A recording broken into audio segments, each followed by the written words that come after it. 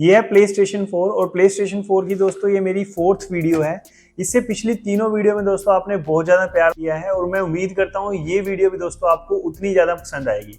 तो इस वीडियो में आज हम बात करने वाले हैं प्ले स्टेशन 4 के 4 ऐसे हिडन फीचर्स जो कि आपके लिए बहुत ज्यादा यूजफुल होंगे। लेकिन वीडियो में आगे बढ़ने से पहले अगर आपने अभी तक इस चैनल को सब्सक्राइब नहीं किया तो ऐसे ही टेक्नोलॉजी से रिलेटेड वीडियोस देखने के लिए चैनल को सब्सक्राइब जरूर कर लीजिएगा और वीडियो को अभी के अभी लाइक और शेयर जरूर कर दीजिए। प्ले स्टेशन 4 दोस्तों 500 GB की और 1 TB की स्टोरेज कैपेसिटी के साथ आता है। लेकिन दोस्तों अगर आप बहुत ही बड़े वाले गेमर हो और आपने बहुत सारी मल्टीपल गेम्स अपने प्ले स्टेशन के अंदर इंस्टॉल कर रखी हैं तो 1 TB तक की स्टोरेज भी कम हो जाती है।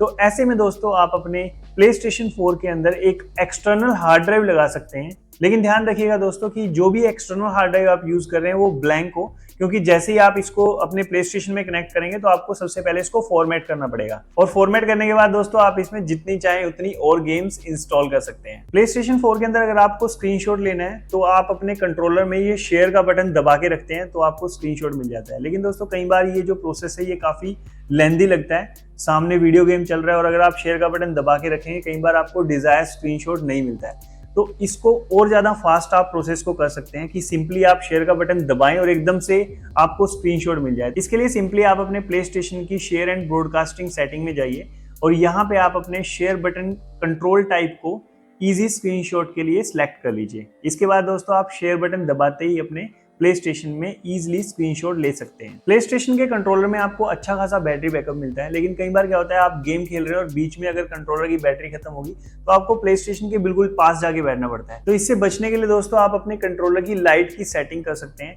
तो अभी जैसे ये बिल्कुल फुल ब्राइटनेस पे है तो आप इसकी ब्राइटनेस को डिम कर सकते हैं, जिससे इसका बैटरी बैकअप बढ़ जाएगा और आप ज्यादा टाइम तक गेम एंजॉय कर पाएंगे। अगर आपके पास एक अच्छी स्पीड का इंटरनेट कनेक्शन है तो आप अपने प्ले स्टेशन को अपने कंप्यूटर के साथ कनेक्ट करके भी यूज कर सकते हैं और साथ ही दोस्तों अपने मोबाइल फोन के अंदर भी रिमोट प्ले कर सकते हैं। तो ये सोनी की तरफ से दोस्तों रिमोट प्ले का ऑप्शन आपको मिल जाता है। इसका कंप्लीट सेटअप आप कैसे करेंगे तो इसके लिए मैंने डेडिकेटेड वीडियोस बना रखी है, तो आप जाके चेक कर सकते हैं। इस वीडियो के डिस्क्रिप्शन में मैं उनके लिंक आपको दे दूंगा। रिमोट प्ले का फीचर दोस्तों काफी तगड़ा है और इससे आप बहुत ही अच्छे से अपने मोबाइल फोन और लैपटॉप में भी अपने प्ले स्टेशन को एंजॉय कर सकते हैं। तो आज की इस वीडियो में दोस्तों इतना ही। आई होप ये वीडियो आप सबको अच्छा लगा होगा। अगर आप कोई भी सजेशन देना चाहते हैं, कोई क्वेश्चन पूछना चाहते हैं तो कमेंट कीजिए।